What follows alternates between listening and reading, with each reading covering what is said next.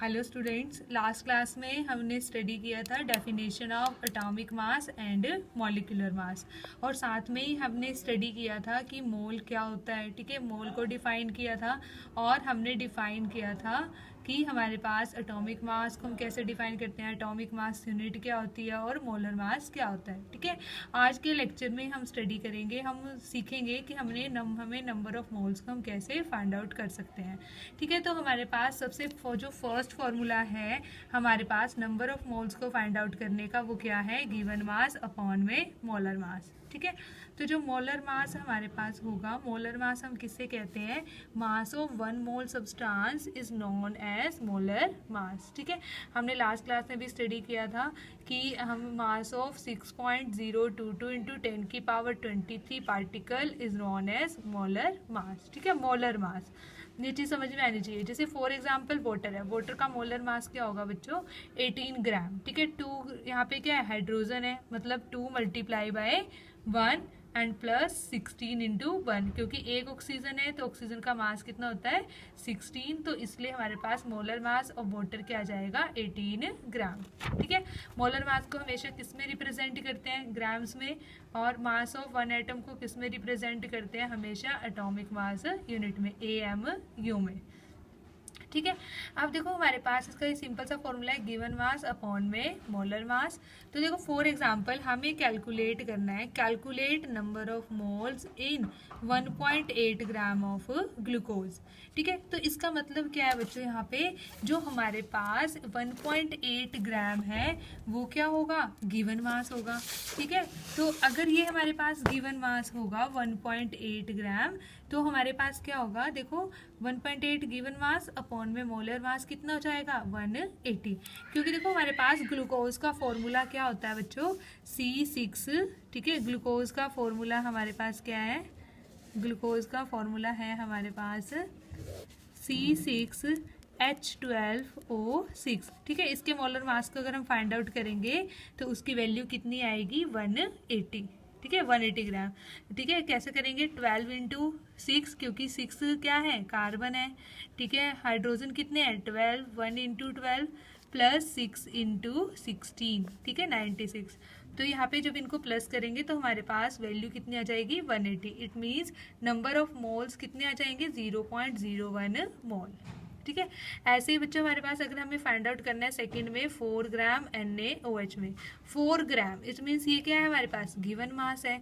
ठीक है, molar mass कितना होता है NaOH का 40, देखो सोडियम का मास 23, ऑक्सीजन का मास 16 और हाइड्रोजन का मास 1। ठीक है, तो हमें 20 तक एलिमेंट्स के एटॉमिक मास की वैल्यू हमें याद होनी ही चाहिए। ठीक है, आनी भी चाहिए, प्लस वन में 10th तक हम ये चीज़ सीख लेते हैं।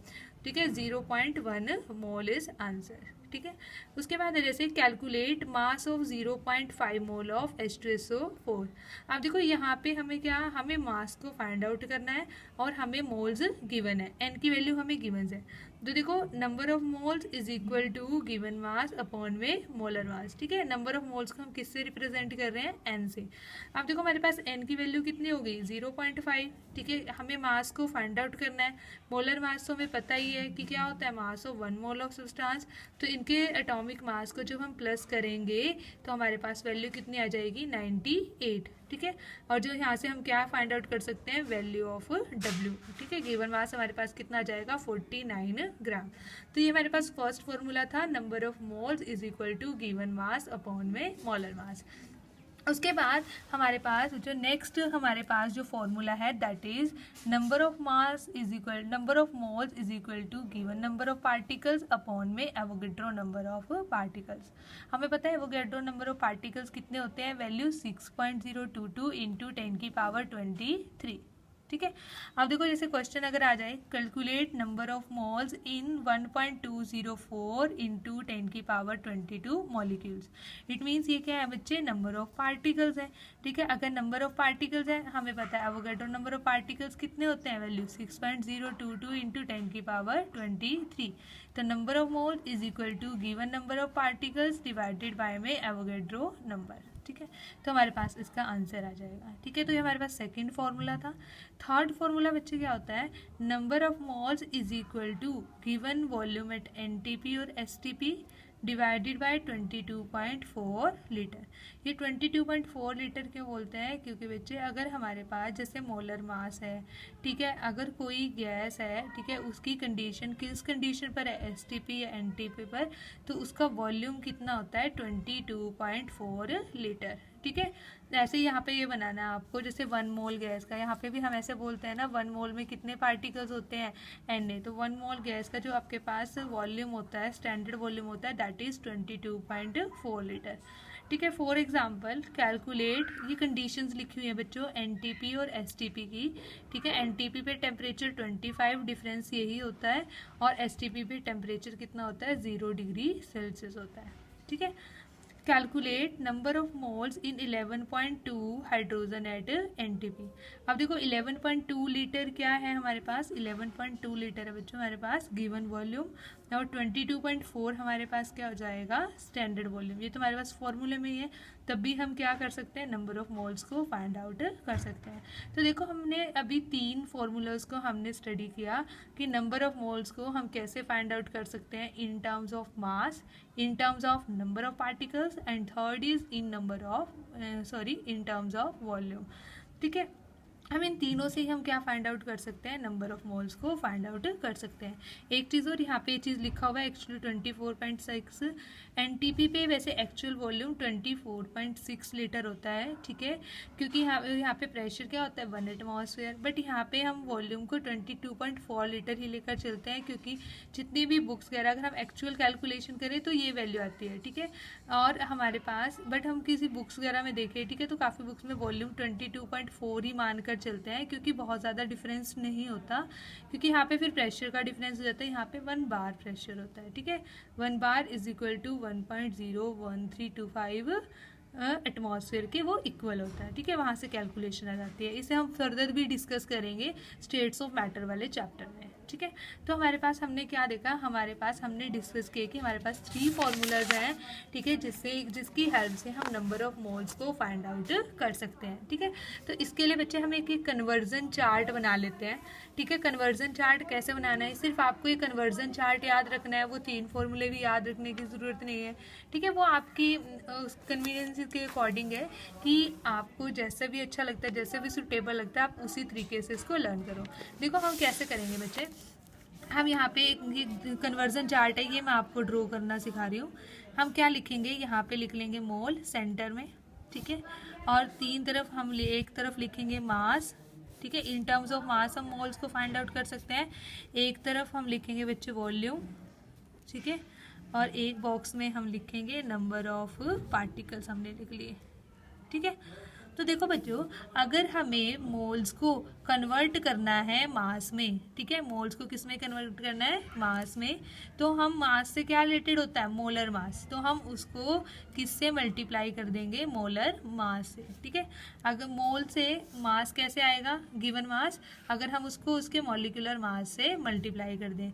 अगर इसकी रिवर्स कंडीशन हम चाहते हैं, ठीक है, तो रिवर्स कंडीशन में क्या होगा बच्चे, उसमें हम डिवाइड कर देंगे। अगर हमें मास से मोल्स फाइंड आउट करने हैं तो डिवाइड कर दो मोलर मास से। ठीक है, उसके बाद अगर हमें मोल से number of particles find out करने हैं तो we have to multiply by Avogadro's number. ठीक है, एवोगेड्रो नंबर से उसे मल्टीप्लाई कर दो तो हमारे पास क्या आ जाएंगे, नंबर ऑफ पार्टिकल्स। अगर हमें रिवर्स डायरेक्शन में चलना है, मूव करना है, तो इसको क्या करो, डिवाइडेड बाय में एवोगेड्रो नंबर दे दो। ठीक है, थर्ड वॉल्यूम में, ठीक है, अगर हमें मोल से वॉल्यूम में प्रोसीड करना है, we have to multiply by 22.4। ठीक है, लीटर में वैल्यू है, अगर मिलीलीटर में तो उसके अकॉर्डिंग हम कन्वर्ट कर लेते हैं यूनिट्स को। और अगर हमें वॉल्यूम से मोल में चलना है तो हम क्या करेंगे, डिवाइड कर देंगे 22.4 लीटर से। ठीक है, तो ये क्या है बच्चे, हमारे पास कन्वर्जन चार्ट है जो हमें ड्रॉ करना आना चाहिए। तो देखो, अगर सपोज करो कई बार क्वेश्चन क्या आता है हमारे पास, नंबर ऑफ पार्टिकल्स हमें गिवन होते हैं और हमें मास को फाइंड आउट करना होता है, तो हम उस केस में क्या करेंगे, हमें नंबर ऑफ पार्टिकल्स गिवन है ना, तो नंबर ऑफ पार्टिकल्स को हम पहले किस में कन्वर्ट करेंगे, मोल में, ठीक है। नंबर ऑफ पार्टिकल्स को मोल में कन्वर्ट करेंगे, उसे डिवाइड कर देंगे एवोगैड्रो नंबर से, ठीक है। फिर उसके बाद हम क्या करेंगे, हमारे पास मोल आ जाएगा, हमें तो मोल को किस में कन्वर्ट करना है, मास में, तो हम मोल को किससे मल्टीप्लाई कर देंगे, मोलर मास से, तो हमारे पास क्या आ जाएगा, मास आ जाएगा, ठीक है। अगर सपोज करो हमें मास गिवन है, हमें वॉल्यूम फाइंड आउट करना है, तो पहले मास से कहाँ पे जाएंगे, वॉल्यूम मोल्स पर, और फिर मोल से किस पर जाएंगे, वॉल्यूम पर, ठीक है। तो इस तरीके से हम इस कन्वर्जन चार्ट की हेल्प से नंबर ऑफ मोल्स को ईजिली फाइंड आउट कर सकते हैं, ठीक है। अब देखो आओ इसके लिए हम कुछ क्वेश्चंस करते हैं, और इन क्वेश्चंस को एक बात और मैं बोल रही हूँ आपको, ठीक है, नोटबुक पे लिखना है, पहले उसे समझ लेना, उसे नोटबुक पे जब नोट्स में लिखोगे तो अच्छे से समझ में आ जाएगा, ठीक है। अब देखो हमारे पास जैसे फर्स्ट क्वेश्चन है बच्चों, calculate mass of 44.8 litre carbon dioxide gas at STP. हमें मास फाइंड आउट करना है, और 44.8 लीटर गिवन क्या है हमारे पास, वॉल्यूम हमें गिवन है 44.8 लीटर। इट मीन्स देखो वॉल्यूम हमें गिवन है और हमें मास को फाइंड आउट करना है, तो पहले वॉल्यूम को किस में कन्वर्ट करूँ बच्चों, मोल्स में। कैसे करेंगे कन्वर्ट वॉल्यूम को मोल्स में, डिवाइडेड बाय में 22.4 लीटर। तो मैंने क्या किया, इसको 44.8 को 22.4 से डिवाइड कर दिया, तो मेरे पास नंबर ऑफ मोल्स आ गए किसके इक्वल, 2 मोल्स के इक्वल आ गए, ठीक है। पर मुझे तो कहाँ पे जाना है, मास पर जाना है, ठीक है, क्योंकि मुझे मास को फाइंड आउट करना है। तो इट मीन्स हम मोल को क्या करेंगे, उसके मोलर मास से मल्टीप्लाई कर देंगे, तो हमारे पास क्या आ जाएगा, मास आ जाएगा। Mass of 2 moles of carbon dioxide, 2 number of moles into molar mass of carbon dioxide. Carbon dioxide का मोलर मास कैसे आ जाएगा, कार्बन 1 है 12 प्लस 2 इंटू 16, क्योंकि 2 ऑक्सीजन है और 1 ऑक्सीजन का मास कितना होता है 16, तो 44। तो हमारे पास आंसर क्या आ जाएगा 88 ग्राम। ऐसे बच्चे हमारे पास ये है। नेक्स्ट है volume occupied by 0.1 Avogadro number of hydrogen molecule, H2 molecules. इसका मतलब ये क्या है बच्चे, हमारे पास गिवन नंबर ऑफ पार्टिकल्स हैं, ठीक है, 0.1 Na, और हमें क्या फाइंड आउट करना है, वॉल्यूम फाइंड आउट करना है। तो देखो 0.1 Na से हमें पहले मोल्स में जाना है, तो हम क्या करेंगे, इसे एवोगैड्रो नंबर से डिवाइड करेंगे। तो एवोगैड्रो से नंबर से डिवाइड कर दिया जी, ठीक है।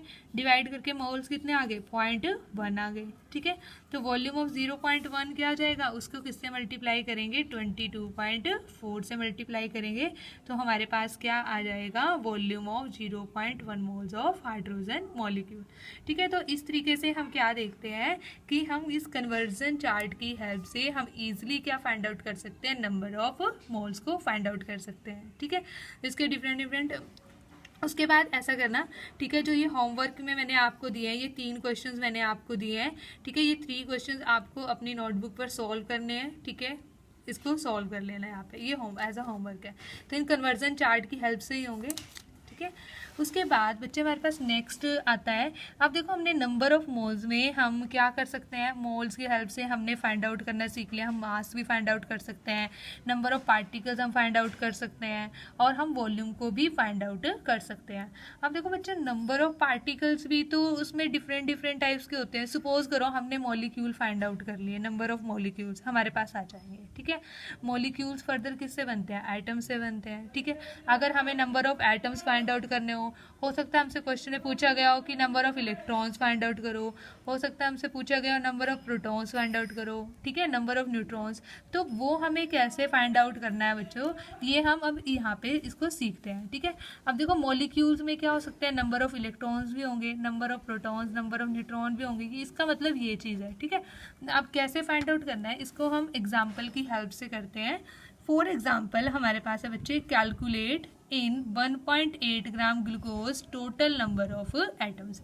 हमें क्या गिवन है, हमें मास गिवन है, ठीक है। कन्वर्जन चार्ट पे चलेंगे पहले हम, और हमें number of atoms find out करने हैं। तो नंबर ऑफ एटम से पहले बच्चे हम number of particles find out कर ले, मतलब नंबर ऑफ पार्टिकल्स क्या आएंगे, नंबर ऑफ मॉलिक्यूल्स आएंगे, क्योंकि ग्लूकोज क्या है, एक मॉलिक्यूल है, ग्लूकोज का एक एटम नहीं है, ग्लूकोज का क्या होता है, एक मॉलिक्यूल। फॉर्मूला क्या होता है ग्लूकोज का, C6H12O6 होता है, ठीक है। तो पहले हमारे पास मॉलिक्यूल्स आएंगे कन्वर्जन चार्ट की हेल्प से। तो हम पहले क्या करेंगे, हमारे पास गिवन मास है, गिवन मास से हम कहाँ पे प्रोसीड करेंगे, मोल्स पे प्रोसीड करेंगे।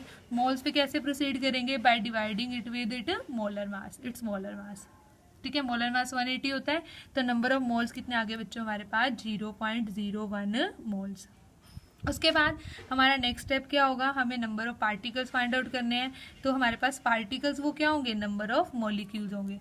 अब देखो नंबर ऑफ मॉलिक्यूल्स कैसे फाइंड आउट करोगे, multiply by with it Avogadro number. ठीक है, जब हम एवोगैड्रो नंबर से मल्टीप्लाई कर देंगे तो हमारे पास क्या आ जाएंगे, नंबर ऑफ मॉलिक्यूल्स आ जाएंगे। नंबर ऑफ मॉलिक्यूल्स देखो बच्चों हमारे पास आ गए 6.022 इंटू 10 की पावर 21 मॉलिक्यूल्स। ठीक है, या फिर हम ऐसे लिख सकते हैं 0.01 NA Avogadro number of molecules. ठीक है, इसको कन्वर्ट किया एज इट इज रख लो तब भी कोई प्रॉब्लम नहीं है। ठीक है, अब देखो हमें क्या फाइंड आउट करना है बच्चों, मॉलिक्यूल से हमें फाइंड आउट करने हैं नंबर ऑफ एटम्स।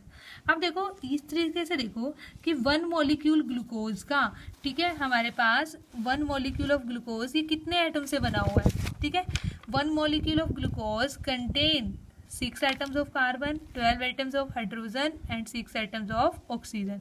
सबको प्लस करो कितना हो जाएगा 24। ठीक है, 1 molecule contain how many atoms 24 atoms. ठीक है, then this number of molecule contain how many number of atoms, तो हम कैसे करेंगे उसको उससे मल्टीप्लाई कर देंगे। देखो कैसे लिखा, 1 molecule of glucose contain 24 atoms, total number of atoms पूछा है। ठीक है, देन 6.022 इंटू 10 की power 21 molecule of glucose contain how many number of atoms, this one. ठीक है, इसको इससे मल्टीप्लाई कर देंगे। क्लियर है ये चीज़। अब देखो यहाँ पे जैसे सेकंड पार्ट है पूछा है number of atoms of each type. अब ईच टाइप का मतलब क्या है जी, ये बताओ कि कार्बन कितने हैं, हाइड्रोजन कितने हैं और ऑक्सीजन कितने हैं। तो कैसे करना है, बिल्कुल इजी सा है, यहाँ तक सेम रहेगा बच्चों नंबर ऑफ मॉलिक्यूल्स तक। उसके बाद आपको लिखना है 1 molecule of glucose contain how many carbon atoms 6। ठीक है, ओनली कार्बन की बात कर रहे हैं, तो this number of molecules contain how many number of carbon atoms, we have to multiply number of molecules by में 6। ठीक है, अगर हमें बताना है how many number of oxygen atoms, ठीक है, ऑक्सीजन कितने हैं बच्चों वहाँ पे 6 है। ठीक है, 1 molecule of glucose contain oxygen atom 6 आएगा बच्चे 6। ठीक है, या हाइड्रोजन कर लो। ठीक है, यहाँ पर 6 से इसको मल्टीप्लाई करेंगे तो हमारे पास कितना आ जाएगा यहाँ पर 0.06 Na। ठीक है, इस तरीके से हमें करना है। और अगर हमें यहाँ पे बताना है हाइड्रोजन एटम्स, तो हाइड्रोजन एटम्स कितने होते हैं 1 मॉलिक्यूल में 12 है, तो हम उसको किससे मल्टीप्लाई कर देंगे बच्चों 12 से मल्टीप्लाई कर देंगे। ठीक है, उसके बाद हम नेक्स्ट क्वेश्चन करते हैं।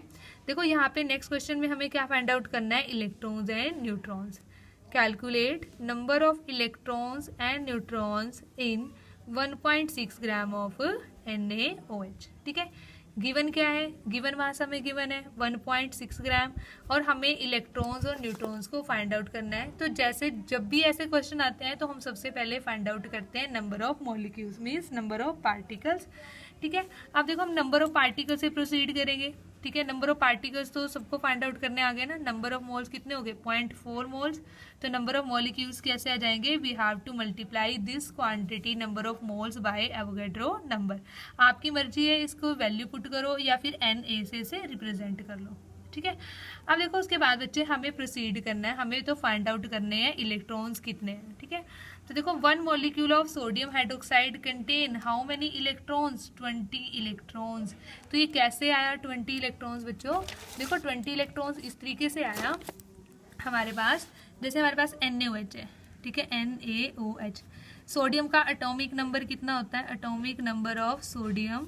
ठीक है, एटॉमिक नंबर ऑफ सोडियम होता है 23। इसका मतलब इसमें प्रोटॉन कितने हैं 23 है, इसका मतलब इलेक्ट्रॉन्स भी कितने हैं 23 है। तो ऐसे ही सभी में सेम होंगे, जो उसका एटॉमिक नंबर होगा उतने प्रोटॉन्स होंगे और उसके इक्वली क्या होते हैं इलेक्ट्रॉन्स होते हैं। तो देखो सोडियम के लिए 23, ऑक्सीजन के लिए 16, हाइड्रोजन के लिए 1, तो कितनी वैल्यू आ गई बच्चों हमारे पास 40 वैल्यू आ गई। ठीक है, तो हमारे पास यहाँ पे क्या हो जाएंगे 1 molecule of sodium hydroxide contain how many electrons 40 electrons. ठीक है, तो हम कैसे फाइंड आउट करेंगे फिर 40 सॉरी ठीक है, हमारे पास सोडियम का एटॉमिक नंबर नहीं बच्चे, तो एटॉमिक मास लिख दिया मैंने, सॉरी। ठीक है, एटॉमिक नंबर ऑफ सोडियम कितना होता है बच्चों 11 होता है। ठीक है, और हमारे पास यहाँ पे प्रोटॉन कितने हो जाएंगे 11, इलेक्ट्रॉन्स भी कितने हो जाएंगे 11।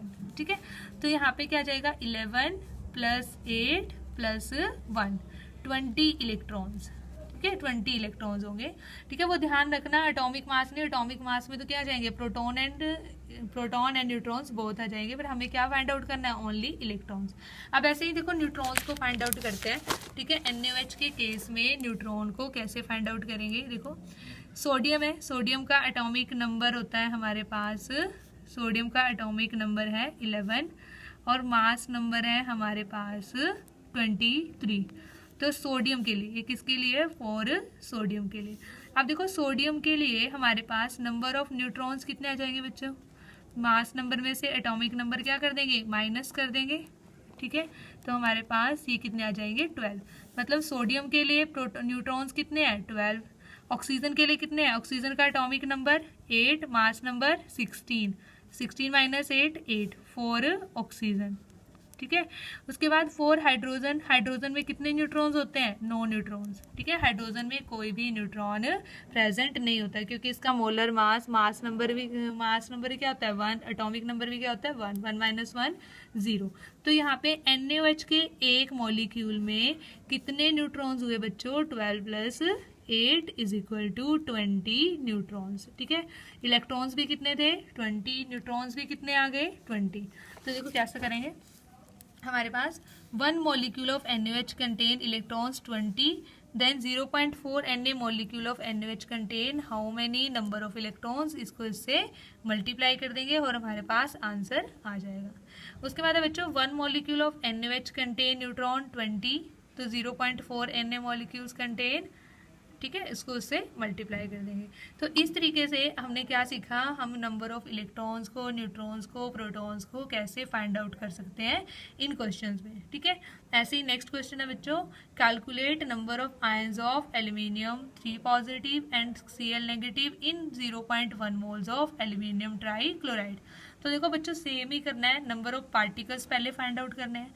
अब ध्यान से देखना, यहाँ पे जो एल्यूमिनियम ट्राइक्लोराइड है, ठीक है, वो किससे बना है, एक molecule of aluminium, 1 molecule aluminium trichloride में कितने आयंस प्रेजेंट है, एल्यूमिनियम के 1 आयन प्रेजेंट है। ठीक है, और क्लोराइड आयंस कितने प्रेजेंट है, 3 प्रेजेंट है, 3 प्रेजेंट है। तो क्या करोगे, पहले नंबर ऑफ मॉलिक्यूल्स को फाइंड आउट करोगे और फिर उसके बाद, ठीक है, एल्यूमिनियम के लिए उसे 1 से मल्टीप्लाई करेंगे और क्लोराइड के लिए उसे 3 से मल्टीप्लाई करेंगे। ठीक है, तो ये चीज़ आपको सॉल्व करनी है। ठीक है, इन एग्जाम्पल्स को, नेक्स्ट एग्जाम्पल भी खुद से आपको सॉल्व करके देखना है नोटबुक पर। Calculate the number of electrons present in 667.2 litre of carbon dioxide gas at NTP। मतलब गिवन वॉल्यूम है हमारे पास। ठीक है, पहले क्या फाइंड आउट करेंगे, नंबर ऑफ मोल्स को फाइंड आउट करेंगे और फिर हम क्या करेंगे, कार्बन डाइऑक्साइड गैस के लिए नंबर ऑफ इलेक्ट्रॉन्स को फाइंड आउट करेंगे। तो पहले 1 मॉलिक्यूल में आप फाइंड आउट करना कि कार्बन डाइऑक्साइड के 1 मॉलिक्यूल में कितने इलेक्ट्रॉन्स होते हैं। ठीक है, और फिर हम क्या करेंगे, फाइंड आउट करेंगे। देखो इस तरीके से सबसे पहले हमारे पास नंबर ऑफ मोल्स आ जाएंगे, नंबर ऑफ मॉलिक्यूल्स कितने आ जाएंगे, उसको एवोगैड्रो नंबर से मल्टीप्लाई कर देंगे। 1 molecule of carbon dioxide contain how many electrons, 22 electrons. Calculate कर लेना इसे, अगर समझ में नहीं आए तो फिर पूछ लेना। ठीक है, और 3 Na molecules of carbon dioxide contain how many molecules, उसको उससे मल्टीप्लाई कर देंगे। तो हमारे पास क्या आ जाएगा, हमारे पास आ जाएंगे कि उसके अंदर कितने इलेक्ट्रॉन्स प्रेजेंट हैं। ठीक है, उसके बाद बच्चों हमारे पास नेक्स्ट टॉपिक आता है average atomic mass of an isotopic mixture. ठीक है, देखो किसी भी एलिमेंट का मास क्या होता है, फ्रैक्शन में होता है। फ्रैक्शन एटॉमिक मास क्यों होता है, because due to existence of different isotopes. ठीक है, डिफरेंट आइसोटॉप्स हम मान लेते हैं कि हमारे पास कोई एलिमेंट है X with atomic number Z and molar mass M। ठीक है, उसके 2 आइसोटॉप्स हैं। ठीक है, 2 आइसोटॉप्स है, एक का मोलर मास क्या है, M1 है और एक का मोलर मास क्या है, M2 है। ठीक है, फर्स्ट वाले की परसेंटेज हम मान लेते हैं बच्चों A है और सेकंड वाले की परसेंटेज मतलब, ठीक है, वो कितनी फाइंड आउट होती है, B है। तो हम उसका एवरेज मोलर मास को कैसे फाइंड आउट कर सकते हैं। ठीक है, एवरेज मोलर मास क्या होगा, टोटल, ठीक है, यहाँ पर total molar mass divided by में टोटल परसेंटेज। तो देखो M1, ठीक है, molar mass of first isotope multiply by it's percentage plus molar mass of second isotope multiply by it's percentage divided by में टोटल परसेंटेज। यहाँ पे ये चीज़ लिखी हुई है। इसके लिए न्यूमेरिकल समझते हैं, ठीक है, और न्यूमेरिकल खुद से सॉल्व करना। ये न्यूमेरिकल में देखो हमारे पास क्या है, the average mass of 79% of 24 magnesium and the rest 25 magnesium and 26 magnesium is 24.3। हमें इसमें एवरेज मास की वैल्यू दी हुई है बच्चों। इसमें यहाँ पे क्या है, मैग्नीशियम के कितने आइसोटॉप्स दिए हुए हैं, 3 आइसोटॉप्स दिए हुए हैं, ठीक है। एवरेज मास, ठीक है, 24 मैग्नीशियम की जो हमारे पास परसेंटेज है ए की वैल्यू वो कितनी गिवन है, 79%, ठीक है। और हमें 25 और 26 वाले आइसोटॉप की परसेंटेज गिवन नहीं है, तो हम क्या मान लेंगे, हम मान लेंगे कि 25 वाले आइसोटॉप की परसेंटेज कितनी है, x है, ठीक है। तो 26 वालों के बच्चों कितनी हो जाएगी, टोटल परसेंटेज कितनी होती है, 100, ठीक है। तो 100 में से माइनस कर दो 79 प्लस x, तो कितनी आ जाएगी वैल्यू, 21 माइनस x। हमें एवरेज मास हमसे क्या हुआ है, हमें गिवन है एवरेज मास की वैल्यू कितनी दी हुई है, 24.31। और हमें क्या बतानी है बच्चों, कैलकुलेट मोल फ्रैक्शन है बच्चों, कैलकुलेट परसेंटेज, ठीक है, कैलकुलेट परसेंटेज आएगी यहाँ पे, कैलकुलेट परसेंटेज ऑफ, ठीक है, 25 मैग्नीशियम, ठीक है। मैग्नीशियम वाले आइसोटॉप की हमें परसेंटेज को फाइंड आउट करना है। तो हम क्या करेंगे, इस क्वेश्चन को उसी फॉर्मूले में पुट करेंगे। देखो यहाँ पे, वहाँ पे मैंने आपको फॉर्मूला बताया था जिसमें 2 आइसोटॉप्स थे, ठीक है। अगर 3 आइसोटॉप्स होंगे तो एक वैल्यू और यहाँ पे इंक्रीज कर दो, जैसे M1 इंटू ए किया था plus M2 into B plus M3 into C. अगर 4 आइसोटॉप्स होंगे तो प्लस M4 इंटू डी, और डिवाइड कर देंगे उसकी टोटल परसेंटेज से। अब देखो यहाँ पे डिनोमिनेटर में क्या आएगा बच्चों, डिनोमिनेटर में तो टोटल परसेंटेज है, और टोटल परसेंटेज कितनी है, 100% है, ठीक है। तो इसको सॉल्व करो, और सॉल्व करने के बाद हमारे पास x की कितनी वैल्यू आ जाएगी, 11%, ठीक है। तो हमें ये चीज़, हमें बेसिक, हमें ये चीज़ पता होनी चाहिए, ठीक है। कई बार क्वेश्चन आ जाते हैं। अब देखो उसके बाद ये हमारे पास कंपटीशन पॉइंट ऑफ व्यू से इंपॉर्टेंट है, अगर हमें किसी भी मास, ठीक है, गैसियस मिक्सचर के मोलर मास का एवरेज फाइंड आउट करना हो, ठीक है, तो हम कैसे करेंगे। देखो हमारे पास, सपोज करो एग्जांपल के लिए हम मान लेते हैं कि हमारे पास गैस है, एक मिक्सचर में गैसेस का कितने मिक्सचर है, 3 गैसेस का मिक्सचर है, ठीक है, 1 2 3। गैस 1 का molar mass M1, number of moles N1, ठीक है, M2 N2 M3 N3। Then average molar mass can be calculated, total mass of mixture, total mass of mixture कैसे आएगा, देखो N1 मोल्स का मास कितना है, M1, ठीक है, M1 है उसका मोलर मास, ठीक है। तो N1 मोल्स के लिए कितना हो जाएगा, N1 इंटू M1, ऐसे N2 into M2, N3 into M3। मतलब टोटल जो मिक्सचर का मास है वो क्या आ जाएगा, N1 M1 plus N2 M2 plus N3 M3, और उसको डिवाइड कर देंगे टोटल नंबर ऑफ मोल से, ठीक है, N1 plus N2 plus N3 से। तो ये हमारे पास क्या आ जाएगा, average molar mass of a gaseous mixture, ठीक है। तो आज की क्लास में हमने स्टडी किया है नंबर ऑफ मोल्स को फाइंड आउट करना, कन्वर्जन चार्ट की हेल्प से करना, कभी भी मिस्टेक नहीं होगी, ठीक है। और उसके बाद हमने स्टडी किया कि उसी में हम number of electrons, protons, ions को कैसे फाइंड आउट कर सकते हैं, और उसके बाद हमने किया average atomic mass of isotopic mixture, ठीक है। जो एलिमेंट्स आइसोटॉप्स की फॉर्म में एग्जिस्ट करते हैं, ठीक है, उनके लिए हम एवरेज मोलर मास कैसे फाइंड आउट कर सकते हैं, ठीक है। इतनी चीज़ क्लियर हुई, ठीक है। नेक्स्ट क्लास में फिर हम नेक्स्ट टॉपिक करेंगे। तो यहाँ पे ये चीज़ आपको समझ में आनी चाहिए कि मोल कंसेप्ट आपको क्लियर हो जाना चाहिए, और इसके लिए आपको फर्दर, ठीक है, एनसीईआरटी की बुक से इसके न्यूमेरिकल्स कर लेना, ठीक है। और नंबर ऑफ मोल्स को फाइंड आउट करने का ये सबसे अच्छा तरीका है।